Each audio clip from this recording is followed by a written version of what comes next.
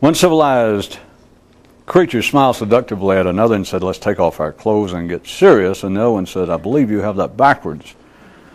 I went ahead and read that since there were 4 or 5 tonight. If you notice, it had to do with civilization, Ken and Barbie, Adam and Eve, Fredericks of Hollywood. No.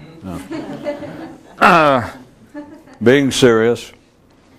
And, of course, the great concluding poem, which God knows no one should comment on, the boogie. But the boogie was underlying all of this.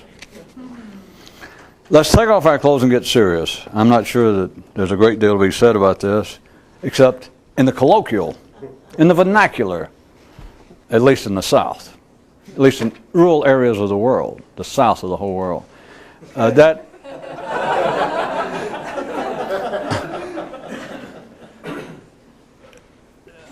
Well, the reason I was doing that is it struck me that some people may not have actually heard that term. When somebody says, in the vernacular, the kinds of vernacular-oriented people to which I refer, to whom I refer, they would say, "Hey, let's take off our clothes and get serious." And by serious, they mean things like perhaps get within smelling distance of the boogie, or at least one form of the boogie.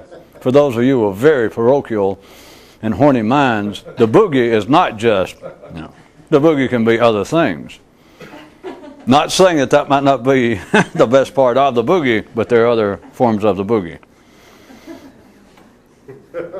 I could even suggest to you the original paradise, Eden, metaphorically speaking, was not surrounded by a moat, was not surrounded by bad luck and trouble. It was surrounded by the boogie. There was not angels, spirits, genies standing at the gate of Eden or erstwhile paradise with flaming swords and all that. It was guys with ticket stubs wondering, what time does the boogie start? Except you can walk either way, inside or out the garden. I know. I'll go into things apparently. Anyway, people will say things, "Hey, let's take off our clothes and get serious," and the colloquial being, the meaning, let's get serious means, "Hey, let's take off our clothes," and of course, what are you going to do after that? Assuming you're over the age of 5 or 6, it's not let's play doctor. Except for you guys still going around wearing those lab coats trying to pull that on women at bars. But anyway, the term be, hey, why don't we go back to my place and get serious? Or why don't we take off our clothes and get serious in this case? And the other one said, we're talking about civilized creatures, the other one said, "I believe you got that backwards." Now, if we took that literally, you would say, wait a minute, you mean let's put on our clothes and get serious? No, come on. You guys are better than that. It's putting on, all right, I'll do it for you. It's putting on clothes, I'm submitting to you, that may have made people serious in the first place. What interferes with the boogie? We can sneak up on it, being fashionable. And, well, being well-groomed, yeah. Being sophisticated, yeah. Keep them rolling. Being civilized. Hey, you said it.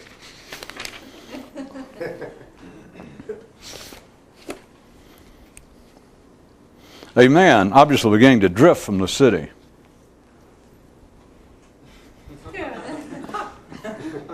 said, "I am no longer so much concerned about things that have concerned me up till now as I am now concerned about things that never did before."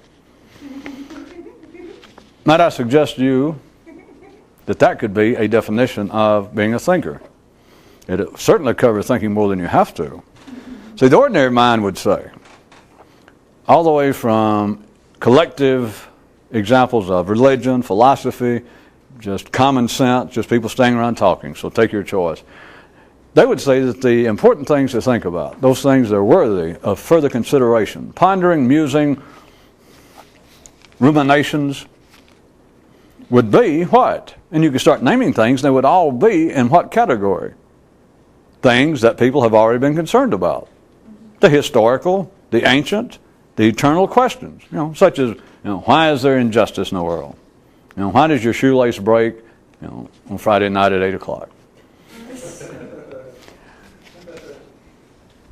The things that seem worthy of an intelligent, sophisticated man's attention, no matter which examples, which specific ideas, problems, questions he brings out will always be what? They will not be new, but they don't take that as being offensive, and of course it's not offensive.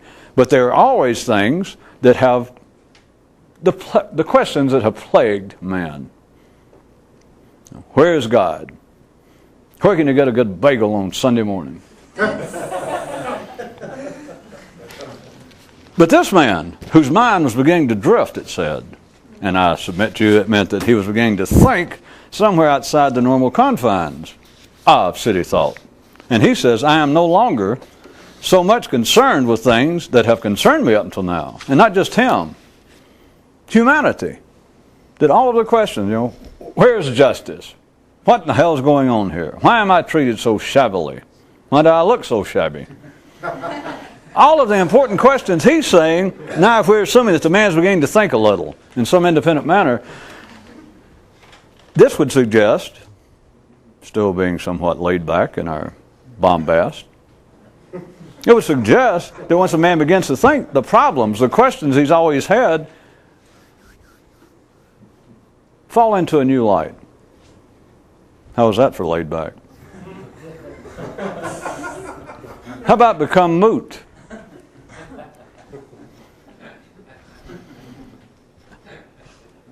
He says that the things that used to concern him, now that he can think, I'll go ahead and elaborate, put words in his mouth, that now that he can think of it, he is no longer so concerned with the things that have always concerned him. That now his main concern seems to be things that never concerned him before. He doesn't say what, and I'm not going to say what. Because if he can think, he wouldn't tell you what anyway. Because if you said, well, such as, and if he could still think and he didn't fall in that, he'd walk off, at least internally. Because if you say anything about him, then no matter what it was, then you're back to where you were what? At?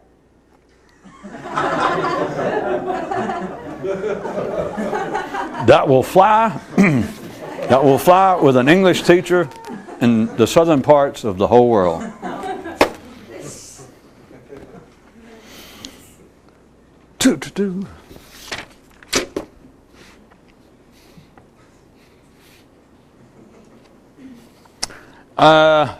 It was a string of definitions that all led up to, I'm going to emphasize the epilogue. And it went like this. It was 4 definitions to start with. It said, sacred scriptures, heroes that you can put on shelves, plagiarism, references you can refer to again and again, fear that you may run out of heroes and books to plagiarize, which I might throw in right quick there. Instead of fear, you could also put that as being collective intellectual curiosity. This was just more of the point and called it what it is, fear. Or those of you that liked another one tonight in a different context, if you don't like fear, try postgraduate work. Originality of thought, cure, for all those definitions. And a cow thought. Phew. Now remember, this is following the definition of originality of thought, an original thinker. But all original ideas are cures for all definitions. That is, the inference being cures for all of that shit that I just went through. But heroes, plagiarism, sacred books, collective thought, eternal questions. If you got originality of thought, the rest of it becomes, you don't like moot, impertinent. All right. So, right after that, a cow thinks, Now this is right after the end, the destruction of all definitions. And a cow thought, boy, is my mind clear. See, the hint being like no definitions anymore. But a cow says, boy, is my mind clear. Hey, as a matter of fact, too clear. Now think, a cow, and then think, of course, what a cow might represent. And thus did a local bovine, that cow, commence the miraculous journey from whence it would goeth, from the mental silent barnyard to the vociferous mortal big time. In other words, go from being a cow, symbolically, to being a man, metaphorically. Work that out. And it concludes, here's what I was trying to get to, the cow that decided, boy, is my mind clear, and then realized, in fact, very likely too clear. Okay, I'll stop. How about an ordinary man? What if his mind got clear? And if it really got clear, enough for him to say it, he would say the same thing. He would go, my God, too clear. They do not normally put it in those terms. It's normally known as post-mystical experience syndrome. At least you think that I'm making up these kind of mental conditions. The metaphysical literature of history is repleted. That's for people still in the South listening. For the rest of you, it's replete. What's the past tense of replete? Ripped. We'll go ahead. No. A mystical experience, an ordinary man, look at the history, the literature of all mysticism. Through whatever it took, fasting, praying, ritualistic endeavors, trips to foreign places. And people write, they'll keep a journal, big book, pay, big bucks, big thick book, many pages. And the guy describes all he went through, and the monk beating him, and going without food. All this, and he finally, one day, his mind, the ripples in the pool of human consciousness, one day miraculously, when least expected, which is always interesting, they say, suddenly his mind cleared. He'd been sitting there in this monastery just outside Kyoto. And suddenly, after all this time, all the beatings, the mistreatment, the insouciance shown by him, to him by the others, he said, the epiphany, the awakening, the satori, the moment, the lucidity. But that may be, 500-page book, maybe that's page 250. And you got to go somewhere after that. You got, half a book to fill. What happens after that? Not only this one book, the history of humanity, the history of all religion. After that is the expression, immediately after that, of the post-mystical stress syndrome. That's for those too cheap to go to Vietnam. Because what happens? A man's mind suddenly, so they describe it, they build up to it, suddenly, blah, blah, blah, you follow it. The moment, the eureka. And then what? It's the cow going, my mind is clear. Perhaps too clear. Perhaps your ass.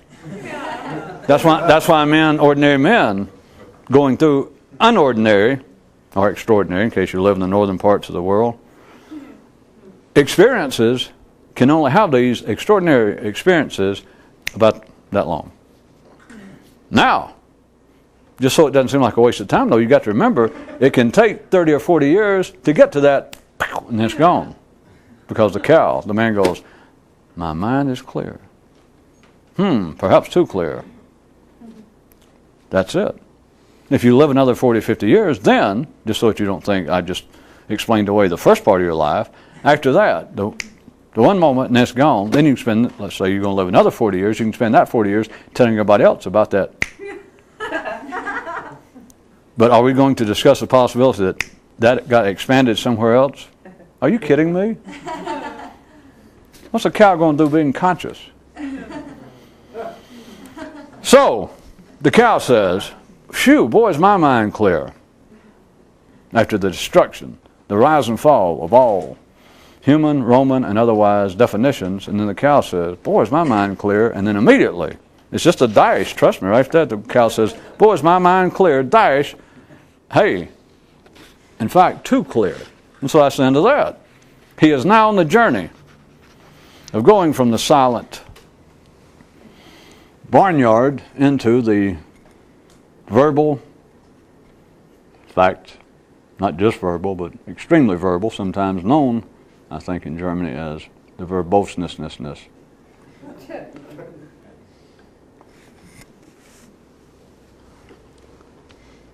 The punchline to this article, he has now, in a sense, become man. Or if you want to go back to mind of the man in the monastery that has the moment, it's like his mind got clear after being unclear, but as soon as it got clear, he was in the same position as the cow and went, wait a minute, I worked 40 years for this, and this is exactly what I want. Well, enough of this. And that's the end of it. He goes, aha, now I see what it is. Woo! Boy, and that's the end of it. I got put the ripples back in my mind and write a book. I got to get out of here. And thus, this whole thing comes down to the cow. We're still talking about this cow. He says, without giving, I might add, credit to a certain well-known, we're not idiots around here, a certain well-known German philosopher. But be that as it may, the cow ends up by saying, I think, therefore I no longer have to moo. That's the difference. The man's mind was clear for a second. The man who had been a cow is now not a cow, but now a man, and his mind's clear, and he goes, hey, phew, and he has to go back to being a cow in a sense.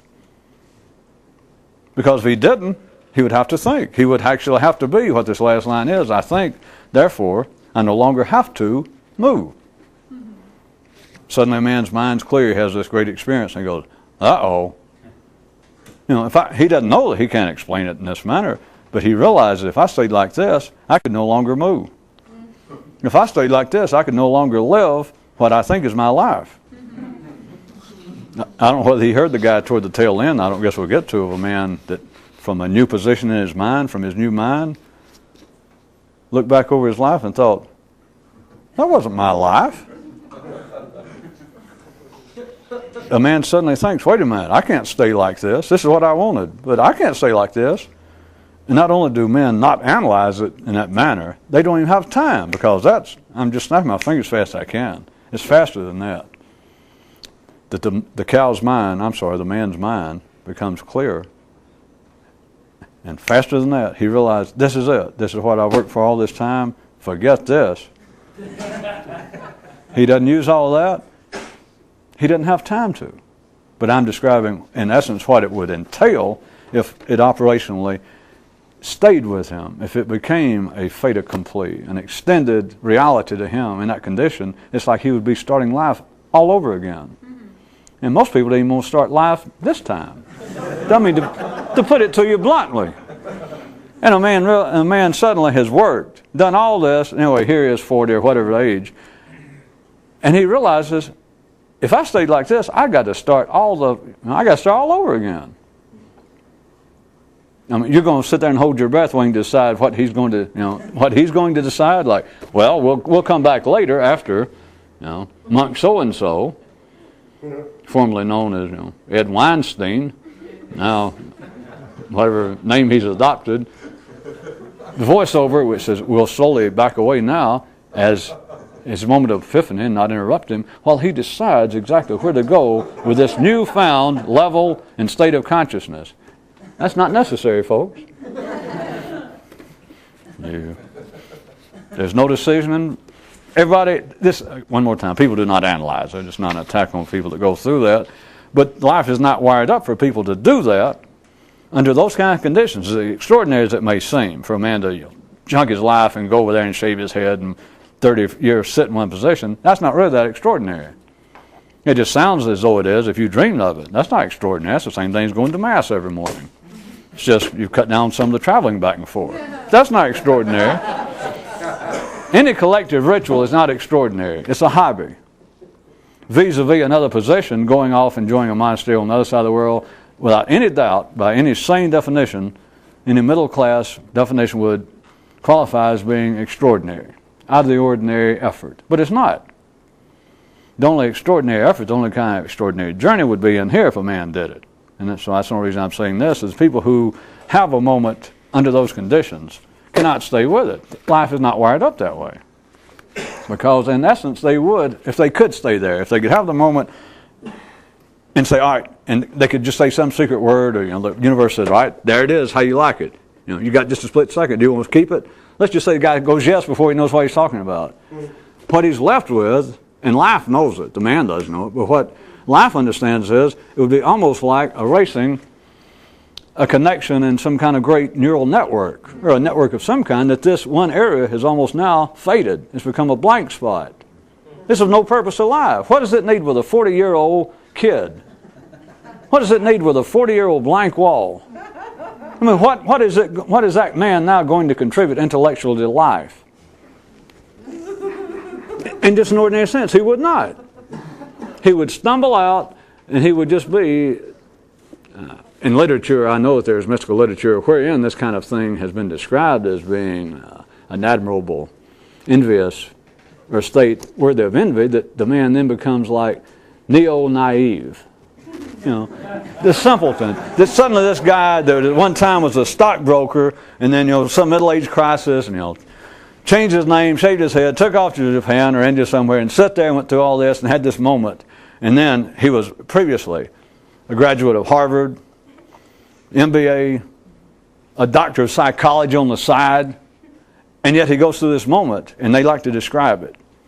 That then later he comes out and he's like a child. And I'm not just being funny about that, because the religious literature is not just modern day and somebody, a graduate from Harvard and a contemporary school in Japan. I don't mean that. All religious literature is filled with that, of the idea that if somebody could do something extraordinary, if they could become a real Jew, Christian, Buddhist, or go through some extraordinary internal transformation, that they would not come out as just an exaggerated human. They would not come out as some cartoon villain of hormones run amok. That they would, in fact, be childlike. And that sounds sweet, that blah, blah, blah, blah. Yeah, I know. But then think about it.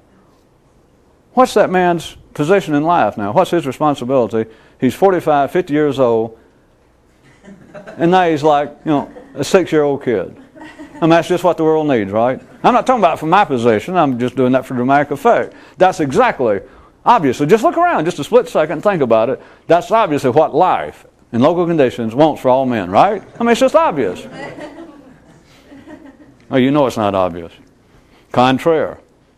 And so even the point was, even if someone did stay in that position, if things were wired up in such a way that it was not an almost absolute certainty that anybody that has that kind of, let's call it the eureka or moment of epiphany, that their mind becomes stilled and cleared, even if things weren't wired up in such a way collectively that men cannot stay there, if they could stay there here and there more than they seem to do, where's it going to lead? What do you think's the purpose for an ordinary person if that did happen? That was why I gave you the rhetorical question. I was saying, look around and just think about it. Even though if I had not attacked it or approached it from that way, you could, if I'd started bringing up the ideas of a kind of naivete of people who undergo some conscious transformation. And it sounds nice, you know, be like a little child, no longer hostile, not greedy, it all sounds beautiful. Then the question was that there is no answer to, except silence. The point blank seeing of what I'm pointing toward. It was for me to say, obviously that's what life has in mind for everybody, right? No, it's not even close. As far as the collective sense, life is pushing men just the opposite, if there is such a thing. Just the opposite. It doesn't want naive grown-ups. It does not want childlike fools at 50 years old. It doesn't even want childlike fools at the age of 15 anymore. It wants you to be a little sophisticated at the ordinary level, a little intellectually complex. The cow says, I think, therefore I no longer have to move. That is the nature of civilization. You're going to run down another tape? You need to? Or you want me to finish out this 2 minutes? Got 2 minutes. Okay, here we go. I can do 2 minutes. How it seems from the civilized side of the ballroom. Hormones want to boogie, neurons want to look for a reason why they shouldn't. And an extended view. At times when this, that is the above, doesn't seem feasible, the neurons can't seem to work it out, they will at least, it's like a fallback position. When they say, they look for reasons why we shouldn't boogie. That is why we should be more civilized. But when it finds reason, it can't come up with an immediate one or a good one why we shouldn't boogie, it'll say, all right, we'll try to strike a deal.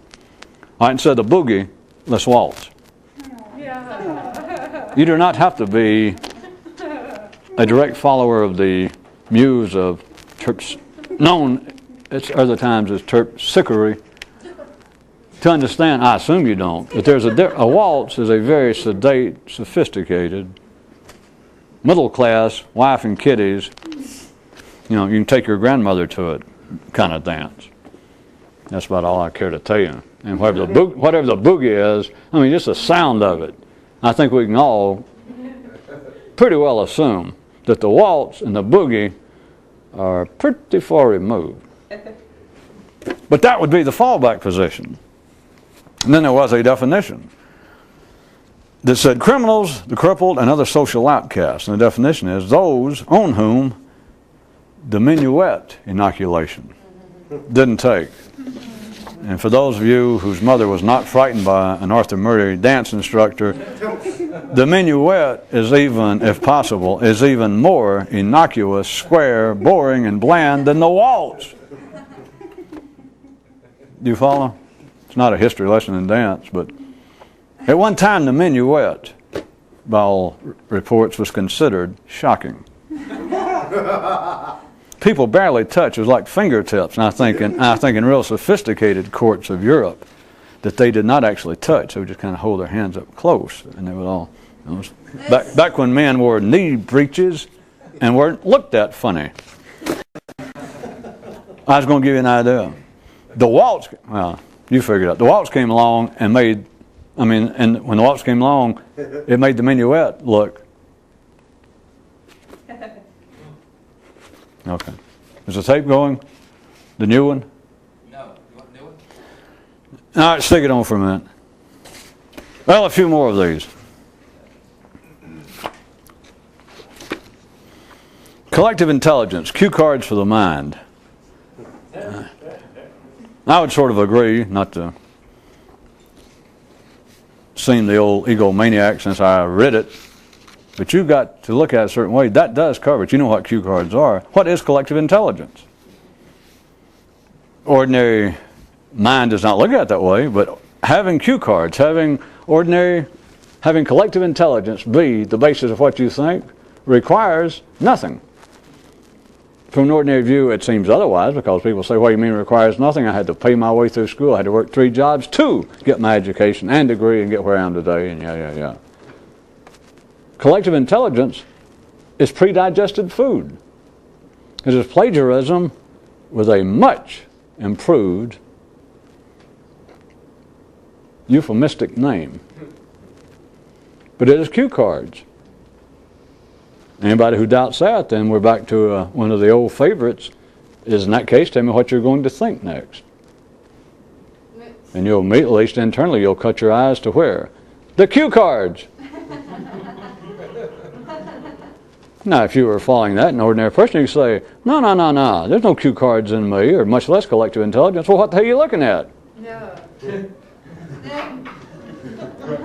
If you could think for yourself, you'd look nowhere. Of course, the mind, a bird's got to wear some color. Remember that. And so you could look around, and whatever it was that the cue cards say, at least don't say that. At least don't think it. The trick is the full term is BFO, is be fucking original. Whatever it is, don't think it. Because that is all, if it's already been thought, it's of no consequence. It's not right, it's not wrong. It's that you're out around a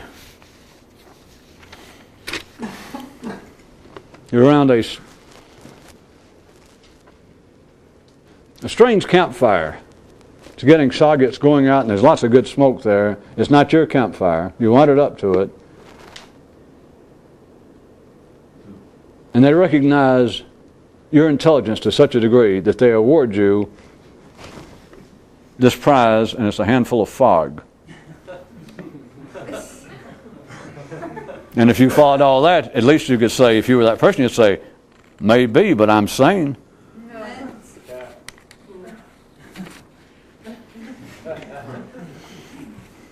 How about go back to moot and impertinent and irrelevant? Collective intelligence, whatever you think. The question is, you're supposed to do it yourself, and I say, well, tell me what you're going to say next, or tell me what you're going to think next. And by now, anyone who has any notion about what life is about, you know at the ordinary level, that is impossible. Only ordinary people who know nothing will say, well, that's not true. Only an ordinary person will say, that is not valid, it's meaningless, it's just not true.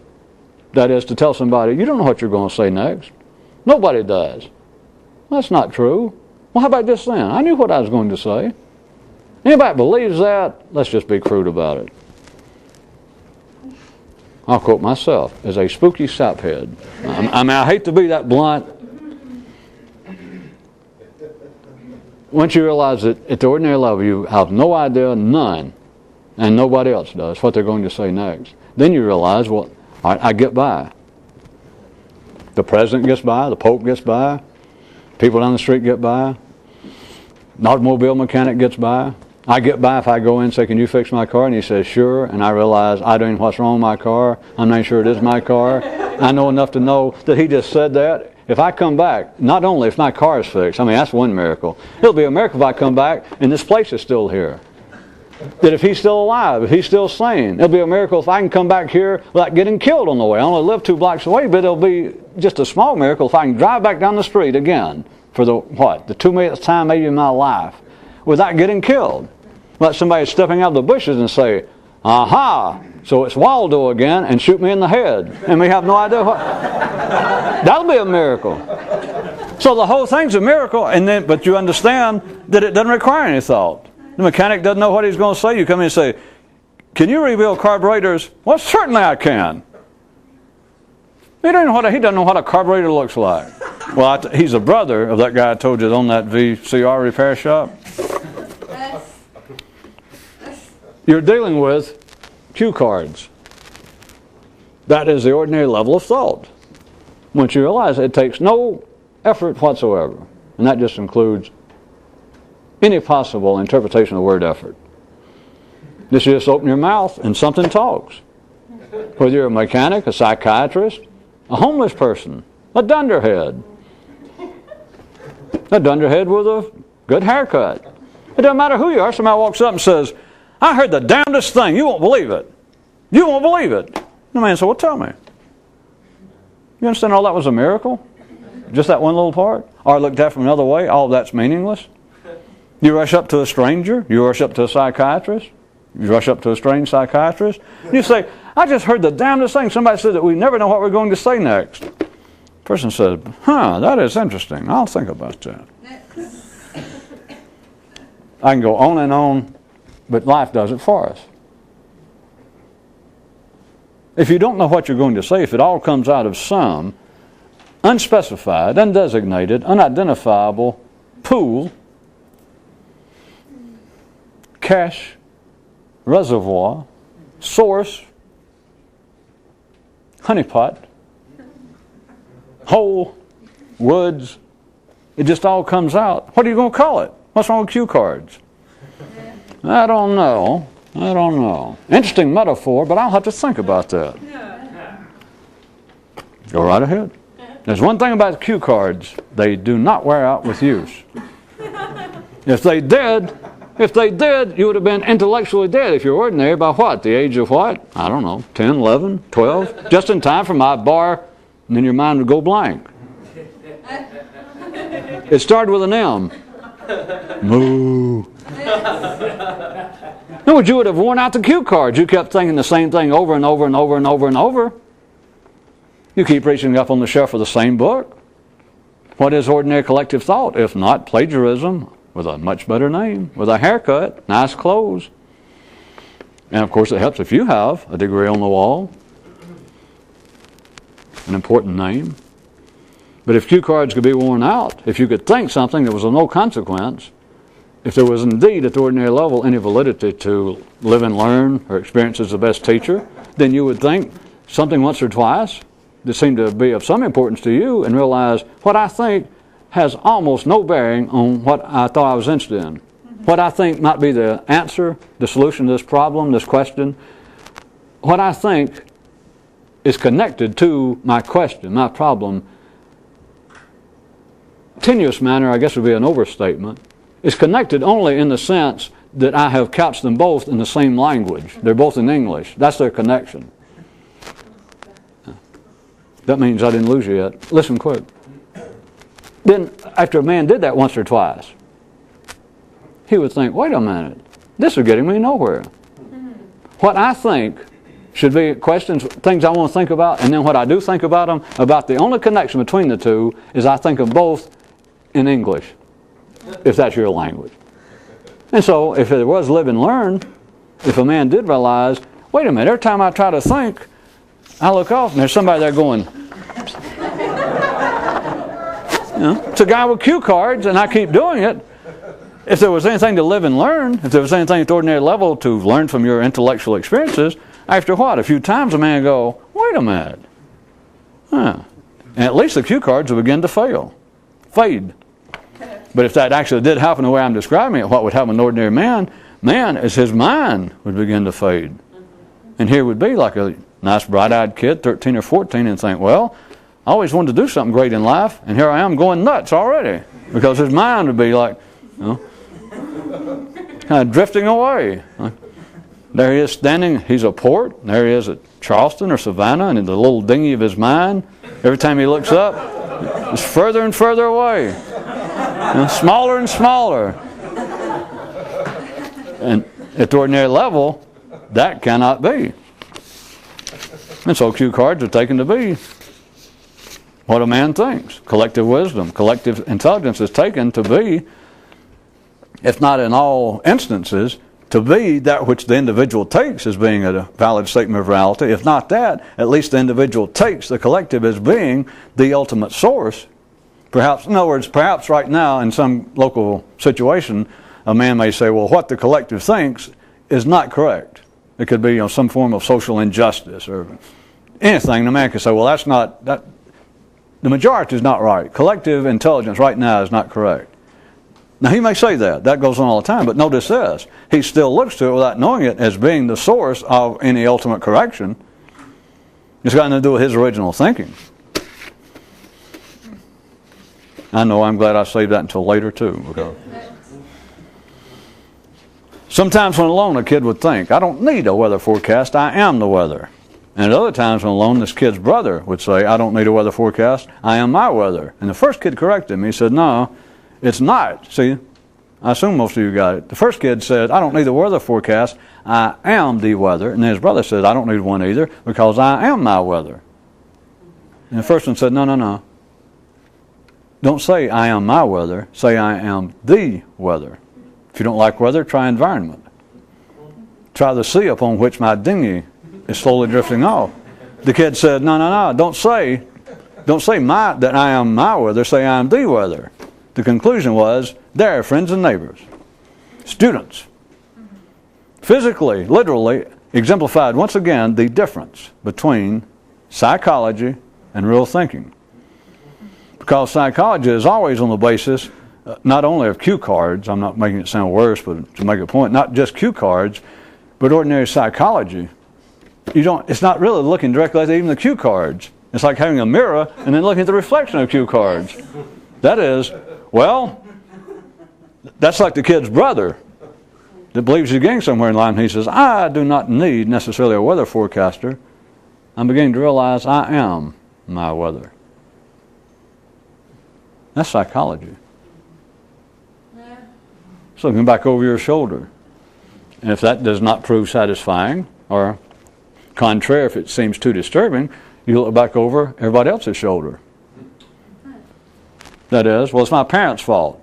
It's everybody's fault that lived before me. George Handel and George Gershwin, both of them. I don't care who went first. It's everybody's fault. That's psychology in the broadest sense of the term. The first kid that says, I don't need a weather forecaster, what he's saying is, I don't need a psychologist, a psychiatrist, a rabbi, a priest. I don't need the collective. I don't need cue cards. I realize I am the weather. Not my weather. I am the weather. And that is what the addendum, the epilogue was, that pointed out that that is the scientific, clinical difference between psychology and real thinking.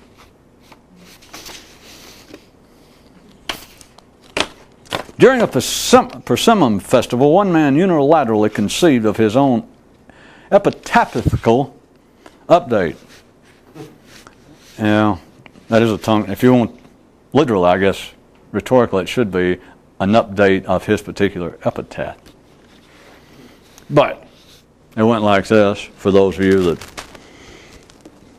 It's not important, but it is a takeoff on a fairly well-known adage. He says, "'Tis a far better thing I shall think tomorrow than I have ever thought before." Not, "'Tis a far better thing I now do than I've ever done before." This man had it down. He says, "It's a far better thing that I shall think tomorrow than I have ever thought before." I didn't drag it out any longer than that, but you understand within that, I could put that I continually, that I eternally, and this is not an ordinary man speaking, "'Tis a far better thing that I shall forever think tomorrow." No end to it, not just tomorrow, that I shall forever think tomorrow than I have ever thought before. The gist of it being that whatever he's thought before, later for it. If you thought before, it's already cue cards for yourself. No matter what you got from it. Hey, it's a dead fish. It's dust. And so he's saying, whatever I think, assuming that he can continue upon this course, suggestive in the news item, that he can now think in some way apart from a partisan collective stance, he is saying forever, continually, I will think tomorrow. He didn't know what it is. It doesn't matter, you understand. I will think tomorrow. That which I will think is a far better thing than I will have ever thought in the past. It's a short sentence that leaves no room open. It doesn't say, well, you mean that maybe some of the things you thought in the past you might improve upon. Toot-toot. Nuh-uh. That if you know how to think, whatever it is you're going to think tomorrow, and you don't know what it is, you don't know what will come to mind. But if you can think, you know this, so whatever it is I think tomorrow, it shall be a far, far better thought tomorrow than anything I've already thought. It's known as case closed. Nothing else to be said. That will, once you understand that, not that that is necessarily a trick you can use, but that would go coevally with the fact of not looking over your shoulder anymore. There's nothing to look at. It's only if you're tied to cue cards. It's only if you are limited to an existence, neurally speaking, to the city, that you're continually looking about, well, I just had an idea, but that's pretty far removed. That's beginning to stretch the limits of what everybody else considers to be sane. Well, hey, gag me with a Baroque composer.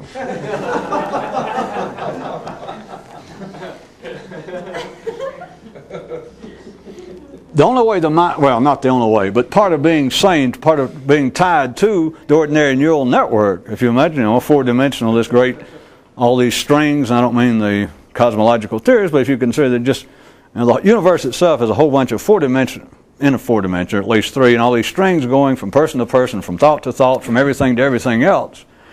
To stay in that, to be in that, you understand, every time something moves, to some degree, everything else is affected.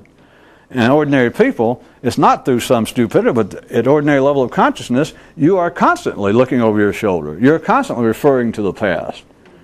And it can be defended, and it is. It's defended in a way amongst ordinary people that is itself indefensible, unattackable, unassailable. That is, a person says, well, if I understand what you're saying, you're telling me, I'm speaking to an ordinary person, they could be saying, well, you're telling me that I should have no respect for my forefathers' culture or their religion.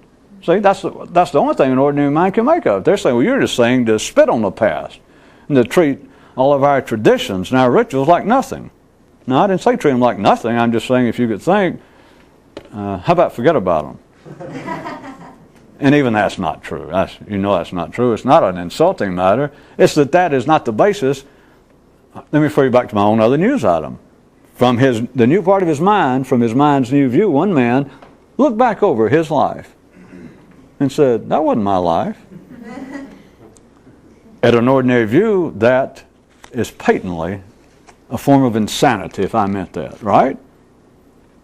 I mean, a sense makes sense, but if you took an ordinary view and you heard that a man from a certain new mental attitude, or a man looked back over his life, looked back over it, so far so good, and he says, that wasn't my life. If an ordinary person heard that, psychiatrist all the way to just an ordinary sane person, they'd go, well, now, if you're serious about that, you're nuts, or I'm missing something. Well, you're nuts is easier than they're missing something. They just say, well, that's ridiculous. Whose life was it? It makes no sense. The sentence makes sense, but it's foolishness. No, but there, between that and what I was describing, that is not an attack upon the collective past of humanity. Of course, an ordinary person would want to take it anecdotally. I want to take it personally if somebody got announced, hey, you'd be better off intellectually, scrap the past. At least intellectually, just forget about it. People would begin immediately to take it personally. Well, what do you mean? Like including religion? And let's say that you went along and you said, all right, all religion. And they go, do you by any chance specifically mean Islam? And then we can guess. Are we going to then try to guess, is this guy a Muslim or a Southern Baptist? Give yourself a break. He'd begin to take it personally. He'd begin to think of it anecdotally rather than in some universal way. He has to. An ordinary man being there in the midst of that kind of collective three-dimensional reality in which everything is connected because his mind says it is, but he says it is on a local, personal, anecdotal level, then a man cannot divorce himself in any way from the past. In fact, to hear about it, he has no choice but to take it as being a personal affront, or at least you're very close to being insulting. But if you can think, a man does look back from a certain new view, and it's not an attack, but he looks back over his life and he thinks, up until now, up to this point, not chronologically, not sequentially in my actual physical life, but in my thinking of my life. In my life here, he looks back over the other one, and he looks back over and reviews his life and realizes, I've been reviewing somebody else's life. Which, not really, you know that. You're not that nuts. It's just, hey, that wasn't my life. Because in a sense, you had no life. That was your herd life. That was your collective life. You could have been famous, rich, successful. Doesn't matter. Unsuccessful, it's all the same thing. That's part of being in a herd. The cows prop each other up. You can get crippled, get out of work for a while. As long as you're jammed up there together, now let's speak very symbolically, not even metaphorically, as long as you're in the collective, as long as you're in the herd, you can almost die. And it might be months before they know, that the herd spreads out enough that you can fall over. You can stand like this and forget physically, you're surrounded by cue cards.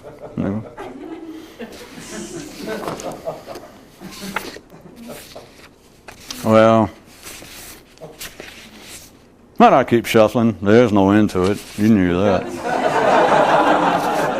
I mean, what am I looking for? Like, the punchline? I'm looking for a place that says the end.